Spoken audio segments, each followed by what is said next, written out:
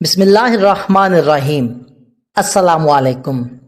ایک ایسی وادی جو کہ جنات، پریوں اور بھوتوں کے بارے میں جانی جاتی ہے، ایسے پہاڑ جہاں ہمیشہ اندھیرا رہتا ہے، یعنی چاند اور سورج کی روشنی وہاں کبھی نہیں پہنچتی، اور وہ وادی جہاں آج تک کوئی انسان شاید ہی گیا ہو۔ کیا یہ وادی یا علاقہ سچ میں جنات کا علاقہ ہے یا پھر کسی دوسری دنیا میں جانے کا ایک پر اسرار رستہ ہے؟ ناظرین، کوہ کاف کا نام سامنے آتے ہی کوئی پرانی عربی گمشدہ کہانیاں ذہن میں آنے لگ جاتی ہیں۔ ایسی کہانیاں جو کہ بادشاہوں کی حسین شہزادیوں سے شروع ہو کر جنوں اور پریوں کے زیر قبضہ علاقوں پر آ کر ختم ہوتی ہیں۔ ایسی کہانیوں کا مرکز ہمیشہ یہی ہوتا ہے کہ فلاں ملک کے کسی طاقتور بادشاہ کی شہزادی کو کسی جن نے اغوا کر لیا ہے یا پھر اس کے جسم پر اپنا قبضہ کر لیا ہو۔ اس طرح کے بہت سی کہانیاں بھارتی اور عربی کتابوں میں بہت اہمیت رکھتی ہیں، جن میں بتایا جاتا ہے کہ جنات نے کسی خوبصورت شہزادی کو لے جا کر کوہ کاف کی پہاڑیوں میں قید کر لیا ہو۔ اسلامی روایات میں کوہ کاف کو جنات کا وطن بھی کہا جاتا ہے۔ روایات کے مطابق یہ علاقہ شمالی قفقاز کے علاقوں میں آتا ہے، جس علاقے پر آج تک کوئی بھی حکمران قبضہ نہیں کر پایا۔ جس نے بھی کوشش کی وہ صرف ناکام رہا اور بری موت مر گیا۔ کوہ کاف دراصل ایک طویل پہاڑی سلسلہ ہے جو سب سے دور دراز کے علاقوں میں پایا جاتا ہے۔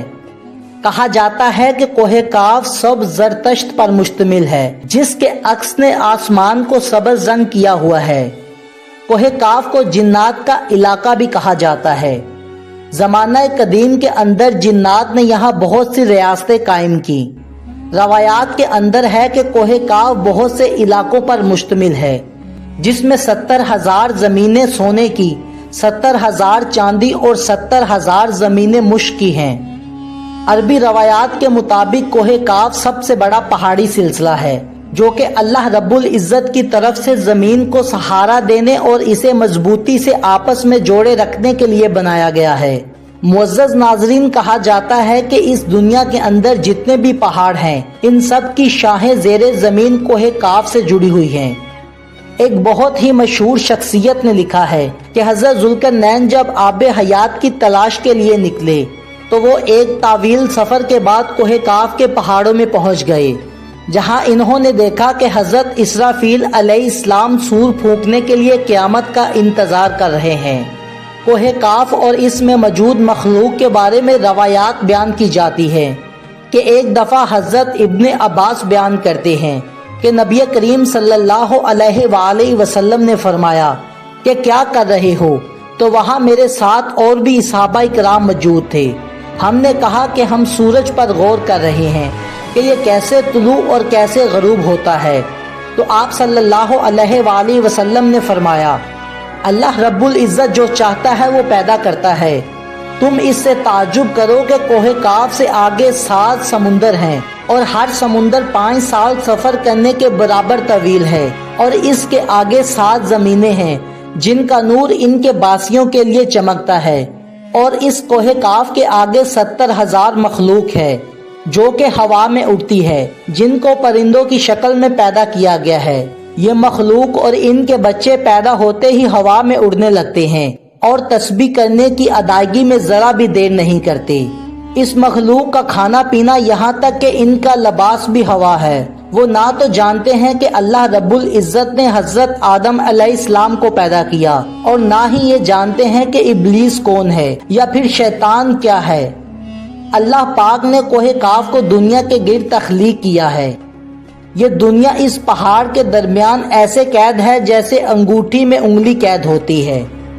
کوئی بھی انسان وہاں تک نہیں پہنچ سکتا، کیونکہ وہاں پر جانے کے لیے 4 بڑے اندھیرے پہاڑوں سے گزرنا پڑتا ہے۔ یہ وہ علاقے ہیں جہاں پر نہ تو سورج ہے اور نہ ہی کوئی چاند ہے۔ وہ لوگ یہ تک نہیں جانتے کہ اللہ رب العزت نے سورج یا چاند کو بھی پیدا کیا ہے، کیونکہ وہاں جو روشنی پہنچتی ہے وہ صرف کوہ کاف کے پہاڑوں کی ہی موجود ہے۔ وہاں کے لوگ صرف جڑی بوٹیاں کھاتے ہیں جو کہ ایک الگ طرح کی خوراک ہے، اور نہ ہی ان کے جسم پر کوئی کپڑا ہوتا ہے۔ اصحابہ کرام نے پوچھا یا رسول اللہ وہ لوگ فرشتے ہیں۔ آپ نے فرمایا وہ لوگ فرشتے تو نہیں مگر وہ لوگ اس قدر اللہ رب العزت کے فرما بردار ہیں کہ فرشتوں کی ہی طرح کے ہیں۔ رسول اللہ صلی اللہ علیہ وآلہ وسلم نے فرمایا کہ میں معراج کی رات ان لوگوں سے ملا تھا اور ان لوگوں کو دعوت دی تو انہوں نے یہ دعوت قبول کر لی، اس کے بعد وہ تمام لوگ مسلمان ہو گئے۔ کئی لوگوں کا کہنا ہے کہ کوہ کاف ایک بہت ہی مقدس نام ہے، اس لیے قرآن کریم میں ایک پوری سورت کا نام کاف ہے جو کہیں نہ کہیں اس کوہ کاف کے پہاڑوں کی طرف اشارہ کرتی ہے۔